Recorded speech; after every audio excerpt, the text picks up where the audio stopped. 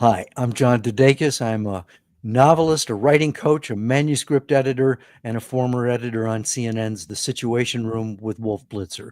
You're one to one with me, and I'm one to one with Dennis James Sweeney. Hi, Dennis. Dennis has written the book How to Submit, Getting Your Writing Published in Literary Magazines and Small Presses. So, welcome to One, Dennis. Thank you so much, John. It's great to be here. Um, I think probably you've been on both sides of the picture in terms of submitting and also being an editor. Put on your editor's hat for a minute. What are some of the biggest mistakes that people make when they submit their writing for publication? It's a great question. So the first one that I have noticed when I've been an editor, when I've been reading pieces and seeing people's cover letters come through, is when they show that they don't have a familiarity with the place that they're submitting. So I like to sort of spread the gospel of having a deep relationship with the publishing context where you ultimately submit, like reading the magazines, reading books from the small presses, and just getting really familiar with places where you're sending your work. And if people haven't done that, it can really show, not just in their cover letter, but also in the work that they submit.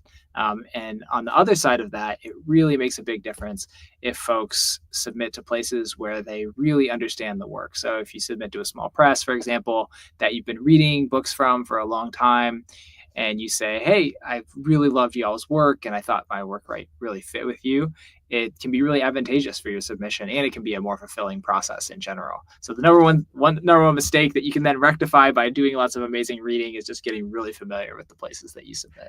Well, once they start submitting though, and they, indicate a familiarity, I mean, I would imagine that some of the mistakes just have to do with the process, formatting and cover letters and things like that. What are some of the mistakes you see? Yeah, there are a lot of technical mistakes around formatting, like using fonts that are a little bit strange. Just use Times New Roman, like that's all you have to do, right? Or being overly effusive about their own selves in one's cover letter, right? You can be very humble while also conveying your accomplishments, and humility is maybe the goal.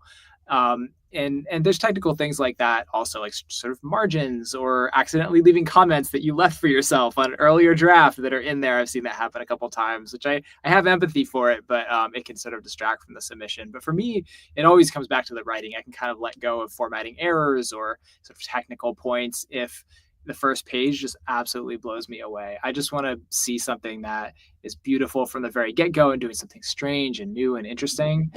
Your cover letter, anything like that, all of that is secondary if your first page is going to blow me away. One of the things that I've discovered now, you're talking about, in a sense, for the most part, short stories, but I know your book is very accessible, very practical, and it does deal with long form fiction as well, book length stuff. And I've been at writing conferences and on panels with agents who tell me that they will decide whether or not to reject someone within the first page. Yeah, I think it's a thing that happens. As I was saying about the very beginning, I'll keep reading. In the past, I'm actually not editing for anywhere specifically right now. My experience falls with Denver Quarterly and doing a little bit of works for Astrophel Press, and then reading things for Entropy Magazine when I was involved with them. And it wasn't so much that I made the decision right away. It wasn't like I'm going to just cast this aside if I read a page that I don't like. It was more that I just already knew, right? Because you can tell from the first page if they have a familiarity with the place that you're curating submissions for, and B, if they have a real sense for trying to pull the reader in and engage the reader. I think a lot of times the things that need to happen in revision for us as writers are really focusing on the reader and what the reader is going to get out of the very first sentence, the very first page, and how we're going to pull them in and get them excited about the work. I want to go back to what you said a minute ago about being familiar with the publication. That obviously is important to you. What are you able to tell in the first sentence or paragraph or two that indicates that they don't have a familiarity with the publication? So it really depends on where you're looking, of course, and where I'm editing for. But let's say for Denver Quarterly, where I was helping select submissions for a period of time, that was a pretty experimental magazine. A lot of lyric writing, a lot of language focused work. And when I would be reading for that magazine, I would be looking for something that gives you a sentence that you've never heard before in your life, and maybe a situation that you've never heard before in your life. For me, if I read something, this person was sitting in a chair thinking about XYZ, right? Or, like situation that you feel is like maybe something you've seen before, that instantly for me would feel like, okay, I might have seen this story, and most importantly, I might have seen the way the story is told. So if you can tell the story in a way that completely takes us in and makes me think, oh my gosh, like what is this? I've never seen this. This is something new. That's the thing that blows me out of the water first thing. Might not be the same with every magazine, but when you're on a more experimental bent like I've been, that's Well, the thing. one of the things that was the biggest frustration for me, I mean, I started writing, I was working as a journalist back in 1994, and they made me an editor at CNN, and it was tedious, but it paid well. And so I needed a creative outlet. And so I said to myself, I'm going to write, short stories, get them published. And then if that happens, then I'll write a book. And one of the things that I discovered is that I was getting rejected all the time, and the literary publications I was reading, um, I could see why I was getting rejected, because it felt to me like the writing was pretentious and the endings were like way over my head. Had no idea, what this story was about. And so I finally just said, "Well, screw it. I'm going to write a book instead." And Nice. so um, that's my frustration about short stories. But if I'm correct, and you correct me if I'm wrong, it seems to me now that there is a much wider swath of publications for short fiction. You can do crime fiction, you can do literary fiction. So getting published as a short story writer is certainly more accessible now than it was, maybe. I think that's true. I think the communities of short story writing have really broadened and expanded, partially because, like you said, it's a more accessible format. It's a place that people can go straight to, and you don't have to write an entire book to get there, right? And there's a lot of genre magazines out there. I think a lot of my focus is on the literary side, but even within literary fiction, there's just a lot of more tolerance than there used to be for play within genres and cross genre writing, hybrid writing, incorporating different sort of genre tropes into what you're doing. And yeah, I think it's a really interesting thing too that you say about, you know, literary fiction or some of the stuff you were reading having like these endings that didn't really click for you and didn't really, yeah, tap into what you were trying to read. And I think it can be really true. Sometimes we can get a little bit involved in our own forms. So whenever we get outside of that and try to explore, like you said, mystery or crime or horror or whatever, those can really help us cross pollinate and make work that's going to be exciting. You used a word that I've heard a lot, and maybe some people don't know what that means, and that's trope. Mm. How does that fit in with fiction writing?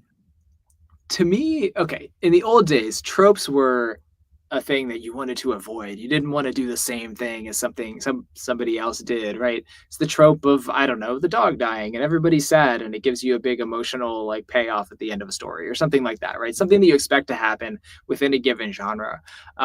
And so for a long time, I was very against that. And a lot of literary fiction is about avoiding cliches, avoiding tropes, and these things that we expect. But I think the beautiful thing that I'm starting to discover now, and it's by engaging a little bit more with cross genre writing and things that are like heavy in their relationship to genre tropes, is that actually if you go right toward a trope and you really inhabit it, then you can mess with it and play with it and take it to a new place, right? And so the audience has this pre-existing relationship with it and they're already interested in what you might do with that, but then you flip it around or you take it to a different place or you add another element to it that hasn't been used before. So for me, tropes can be a good thing, actually. Okay, well, and I would think that a lot of wannabe writers will tend to want to play it safe and publish what's been published already. Mm, So help me and help the listener understand, how do you flip this? How do you try to do something, new? Because that's a risk. Isn't that you would think that's sort of the road to rejection. that's such a great question because I was just writing this article for poets and writers. It'll be coming out in a couple of months about assembling submission packets for poetry contests. And I was talking to the poet Chen Chen, and he was talking about how he really wishes there were more risky poems in the contest submissions that he read. Just like people taking risks, doing things that are out of the box, because you read so many of the same things if you're an editor, right? Like people inhabiting these tropes, trying to play it safe because they want to get published and they want validation. And I think that's all really reasonable. But the stuff that actually stands out is the stuff that's way out of left field. You totally don't expect it. And for me as a writer, it's usually the stuff that I'm like, I probably shouldn't even write this. This might not even be like my best work. It's probably like bad. It's maybe a little bit gross. Like anything that you feel like you shouldn't do, my practice as a writer is actually lean toward that thing, do that thing, because that's probably the thing that scares you and it's going to excite other people. Well, and here's then the flip side of that. I understand what you're saying. A lot of times as a writing coach, I encourage people to, get beta readers. But the Mm. danger there is they're going to go, oh my God, this is just too crazy. Change it. So how do you balance that, getting positive feedback, but at the same time being edgy? You got to find your people, I feel like when you do all this reading that I'm talking about in terms of integrating yourself with the literary community and the sort of communities of publishing that you want to be a part of, that's also how you find the people who might be your beta readers, right? The people who are interested in the same stuff as you. So if they have a similar aesthetic preference or like way of reading things, I think you can have a lot more trust in that. But I also think when people reject something, whether that's a publication or whether it's a beta reader, that rejection is information, sometimes in the positive and sometimes in the negative. Sometimes it's somebody saying like, yeah, this is not going to work for us. Like this premise didn't work or whatever. But if somebody's rejecting it or taking issue with it because it's too out of left field, it makes too little sense, I think sometimes that can be a sign that you're doing something interesting, right? Not everybody Okay. has tolerance for it. I mean, at least if you're sending a publication that I'm working at, some people have maybe less tolerance for really out of the box experimentation, and I respect that too. But it's all about who you want to please, right? Well, you've written a book. Let's talk about the book. How to submit, getting your writing published with literary magazines and small presses. Tell us how this came about. All right. So I was working for this literary magazine, Entropy, and working is kind of a loose term. It's not something you get paid for, right? We're all kind of contributing our labor for free to the literary community, maybe getting paid a few bucks every once in a while. But I was working for Entropy and I was assembling this where to submit list that started as a really small list. Janice Lee, the editor of Entropy, put it together initially. It was like 30 or 40 places where you could send your work. And then Janice, after a few iterations of this, handed it over to me and said, hey, can you start making this resource for people? I think people are keying in on it, And so I started assembling this where to submit list, which brought together lots of opportunities. And over time, it grew from being like 30 or 40 to being like 100 and 200 and then 300 opportunities, all literary magazines and small presses that you could submit to that were open during a given season. And it got shared more and more widely on social media and became kind of this big resource that people started to use. And I realized in the course of that this world of submitting your writing wasn't just a thing that I was doing as a writer. It wasn't just a thing that we're kind of doing in isolation in our own little boxes, but something that has a really big community aspect and really connects to the way that we all have relationships within the writing community. So it became, instead of like this instrumental thing about my writing, it became a way of connecting with other people, a way of building community. And so I kind of wanted to bring that community sensibility into a physical document, make it into a book, and help people understand how to submit their writing and do it in a spirit that's not just that instrumental way of let me get it published, but instead is like a mode of connecting and getting satisfaction out of your experience of trying to publish your writing and like actually letting that inspire your writing further. People may notice that there's a crawl across the bottom of the screen that if you have a question for Dennis that's specifically related to a vexation you've got or a question you've got about getting published and how to submit effectively, you can put your question in the chat and, I'll take a look. And if it's a good question, if it's something that I think will be helpful, I'll read it. Talk about your own personal journey. I would imagine that you just always wanted to write. That is accurate, with a relatively long lapse between the beginning of that and the time when I actually got serious about it. I mean, I remember when I was a kid writing this little story. It was about a page or two long about this dog wandering up my driveway and visiting our house, and then the owner coming up and finding it. I remember writing that when I was maybe 7, 8, 9 years old and being like, this is the best thing ever. This is my favorite. I'm a huge reader, and now suddenly I've written something and it's in this little journal and it's a real thing. And so that moment was just magic for me from the very beginning. And so I was always always writing and doing that in school and stuff like that. But in school, they give you all these options, and none of them is be a writer. So I tried to do all the options they gave me. I tried psychology. I tried figuring out how to apply my writing skills to, sort of more commodifiable enterprise. But eventually I graduated college and I realized what I really love to do is I love to make art. I love to write things that are beautiful and weird and off kilter. And I decided I'll try to make money doing other stuff, and I'll try to write in the meantime, because this is a passion. So I made money doing other stuff for a while, and eventually the magic happened where I managed to publish some stuff. I managed to get a couple of degrees, and I ended up being able to be a teacher of writing and a writer who's publishing books and everything. But it's crazy to me. I'm sitting here talking about this book I wrote and these communities that I'm connected to, and I'm like, I can't believe it. I'm a part of this now. Well, how difficult was it for you to get this book published? It's really hard to get anything published, right? And so it's been really difficult for my first 3 books because you're sending things out, you're entering contests, and you're waiting to hear back from people. And I thought it would be that way for this book too. But the strange thing about prescriptive nonfiction, which is like how-to books, is that you often write them on proposal. So I had to write just the first 3 chapters of this, and then like a marketing statement and some comparable books and the target audience and things like that. And then I sent that out to agents, and I was ready to wait for years for any response to come through. But relatively quickly, my current agent, Reiko Davis, got back to me and, offered to represent the book after we talked about it a little bit, and then managed to sell it in the next couple of months. And I was stunned. I was like, oh my gosh, this is a really quick period of time between conceiving the book, writing the proposal, and then selling it. The problem then was that I had to write it. Like the hard part, it was still to come. But it reads as if it wrote itself. I mean, it's very clear, very practical.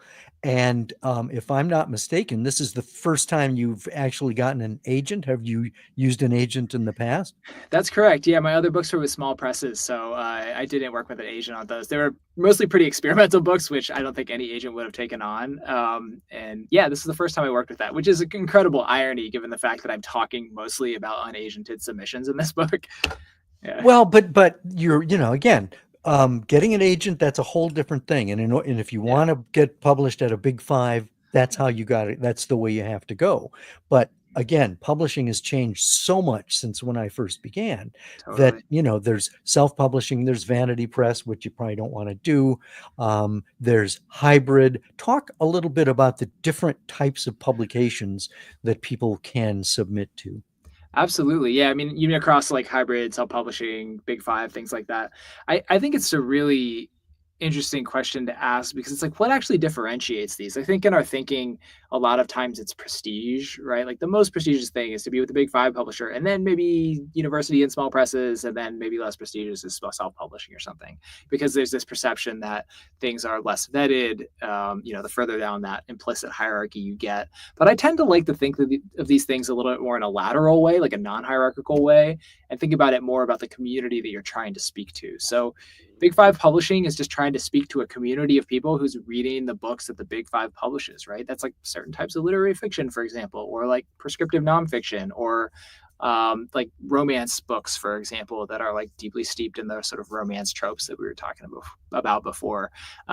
If you want to submit to small presses, maybe your community is oriented around something different. Maybe you're thinking more about the way language works, or the way sort of experimental images work in your pieces, or a specific group of people that you really want to communicate with, that a small press has a relationship with.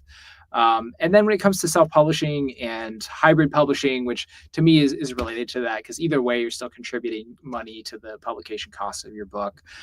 In that's as I see it, can be a less community involved endeavor. If it's just you putting out a book on Kindle or something like that, it can be really great because then you build your own community, right? Some people are amazing at that. But it's just harder to tap into those pre-existing communities. Some of them exist. I talked recently with Brooke Warner of She Writes, which is like a hybrid publishing project. And it sounds like there's a great community that comes through that publishing house. So it can definitely happen. But for me, it's all about who do you want to connect with, who you're trying to speak to, and like who are the influences that are actually helping your style come into being as well. Publishing is not a get rich quick kind of thing, is it? I don't know if it's a get rich ever kind of thing. It'd be nice though. So why do people do it?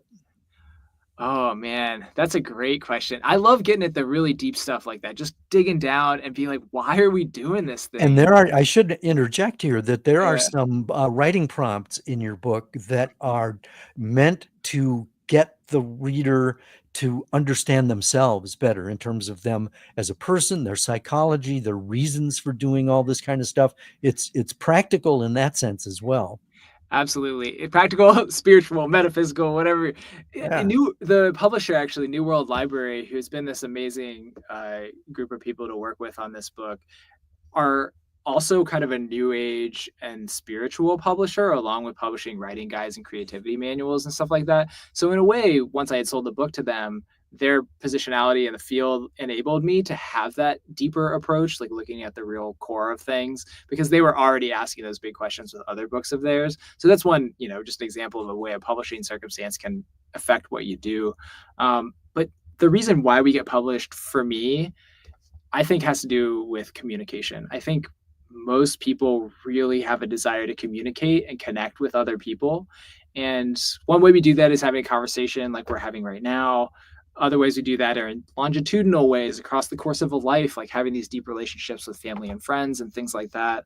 But there's a kind of relationship, a kind of connection that you can cultivate through the written word, especially through like really deep investments and like heavily revised, heavily thought through long form versions of the written word that can really connect us as people, not just writer to author, but also between readers, or writer to reader, I guess, but between readers, right? Like people who have read the same text, experienced the same things. It's like gathering in a room and listening to the same song, or it's like, having the same like roller coaster ride or something like that, right? But instead, you're all reading the same book, and then suddenly you come to the table and you have this shared experience, and it might be completely outside the bounds of anything that's conceivable in like the physical world.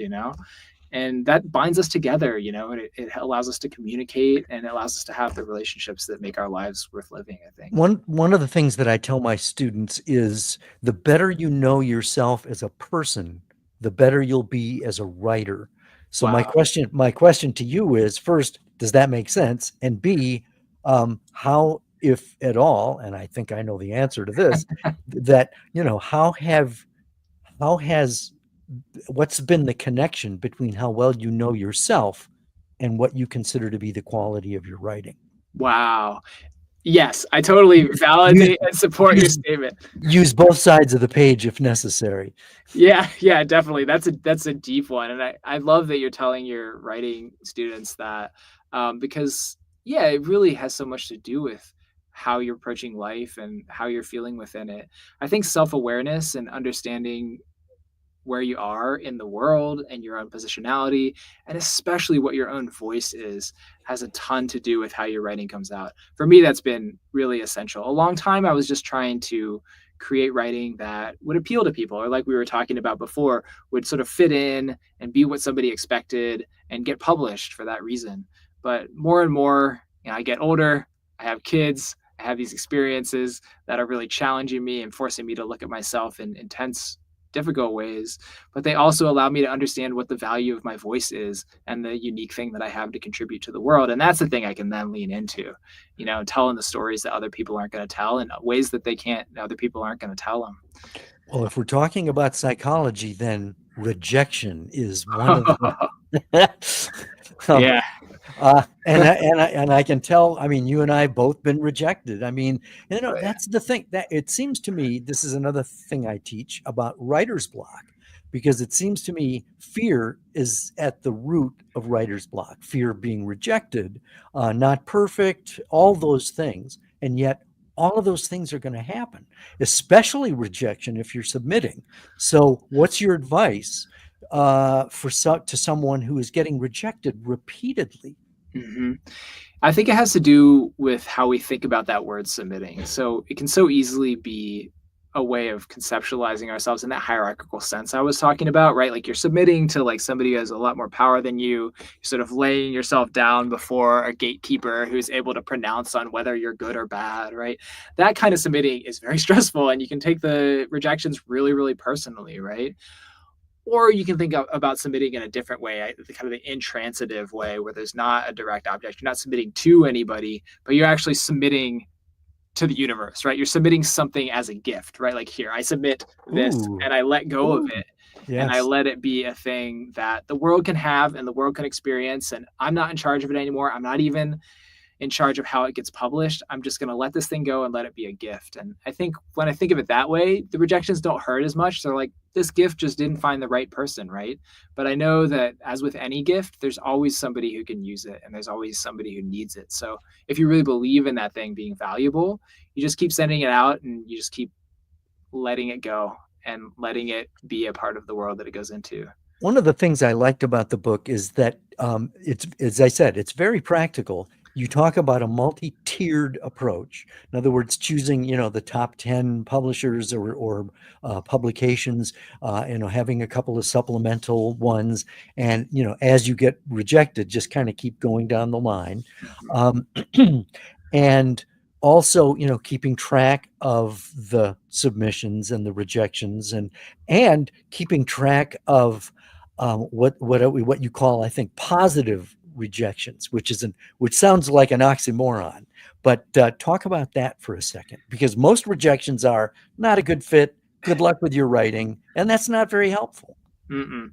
Positive rejections are beautiful. They're such a great thing, almost as good as a rejection itself. What is a positive rejection? So a positive rejection is when an editor writes back to you and they say, I'm sorry, we can't use this piece. It's the regular old rejection letter. But then appended to that, they say, but we read it closely. We really appreciated it. We enjoyed it. Sometimes they even say it came close. We almost published it. And then usually they'll end with saying something about, we'd like you to submit your writing again. Please make sure you submit your next thing to us.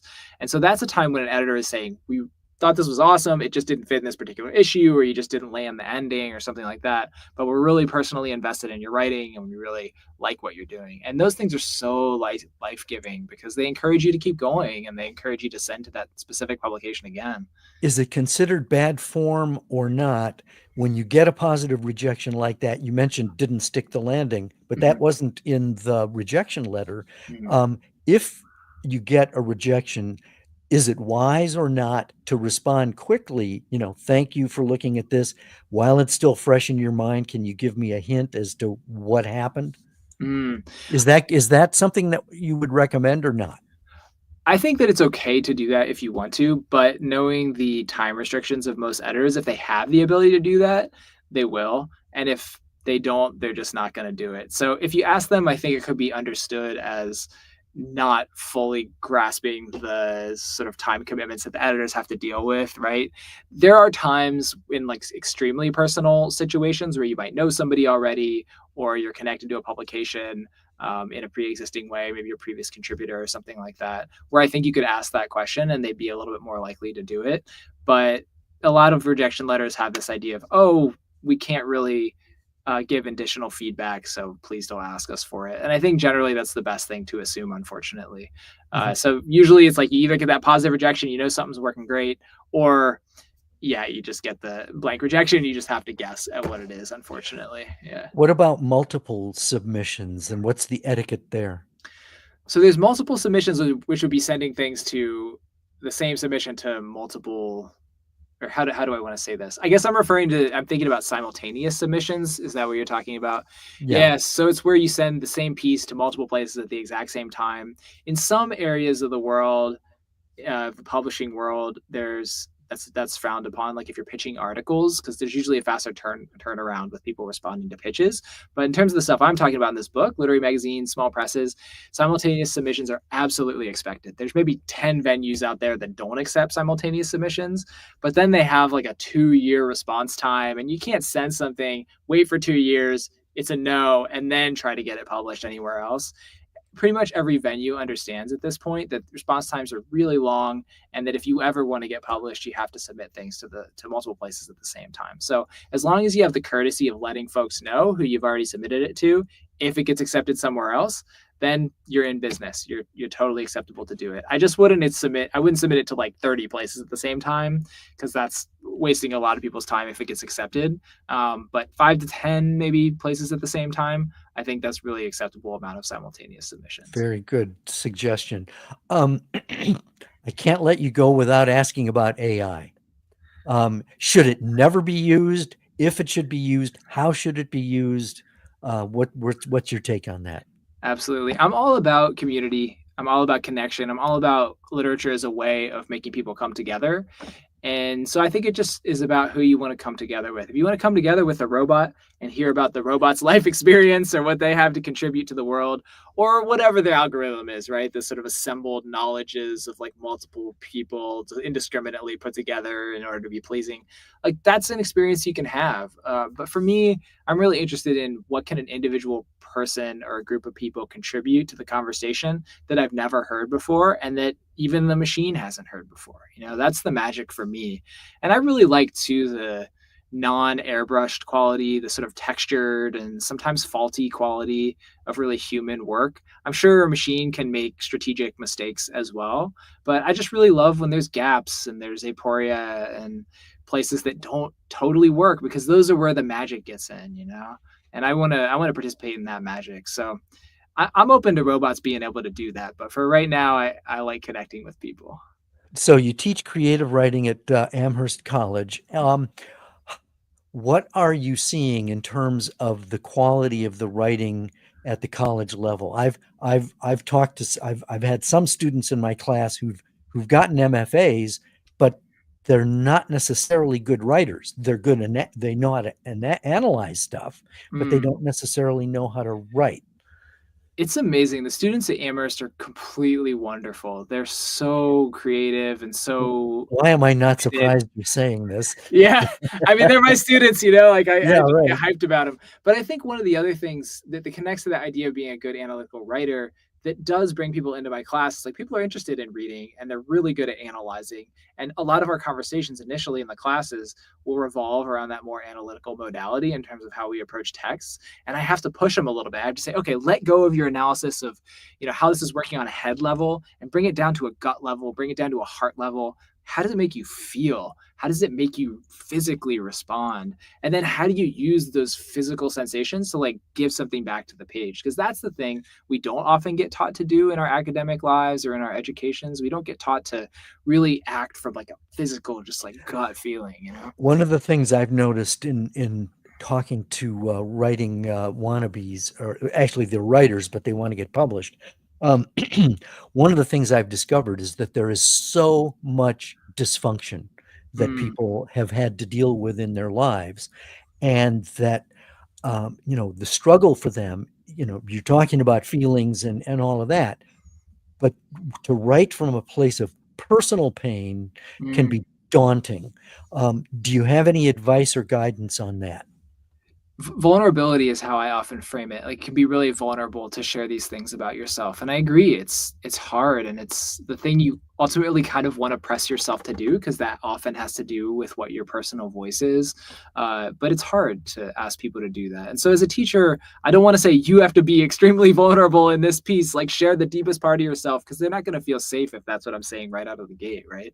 But I try to, the main thing is trying to develop a classroom community. So we do a lot of, everybody shares in a circle, or we like talk about difficult topics, or we talk about the difficulty of our writing process, our struggles, our victories, share the things that really matter to us. And then slowly, for me, over the course of a term, people develop a feeling of, okay, it is safe to be vulnerable in this way. And I'm not sharing with everybody in the world, I'm just sharing with this audience of 15 people in this room.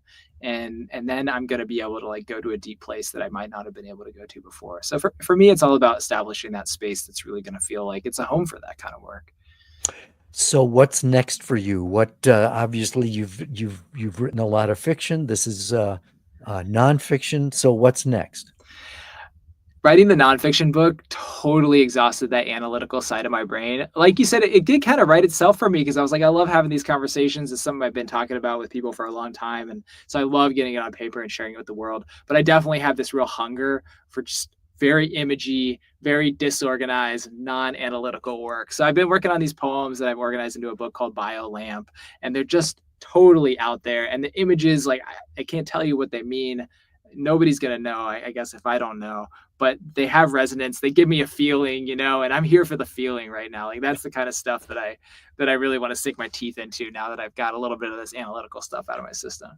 Let me forgive me for exploring this, I suppose, but you've talked about feeling a lot, and how does one articulate feeling in a way that doesn't feel manipulative to the reader? Not forcing them to feel the feeling that you're describing on the page or something like that. Yeah.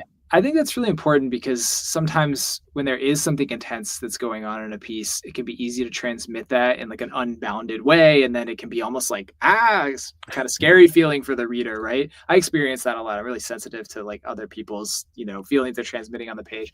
And so I think having a little distance from it for yourself can make a big difference. Alyssa Washuta is an amazing writer who visited Amherst a little while ago. And she was talking about how she writes about like really intense, personal, vulnerable stuff. But she always makes sure that if it goes on the page and if it gets published, that it's something she has enough distance from to feel like she's already worked with that thing herself.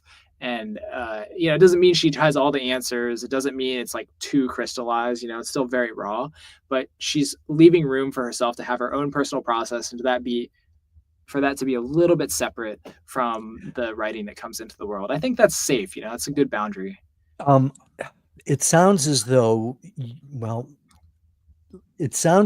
you're not suggesting that a person should just pour their heart onto the page. They need to, again, distance themselves and process it and then get it onto the page. Or you can do it in your journal where you just pour it onto the page, or your first drafts can be pouring it onto the page and then you rework it. I don't know. What do you recommend?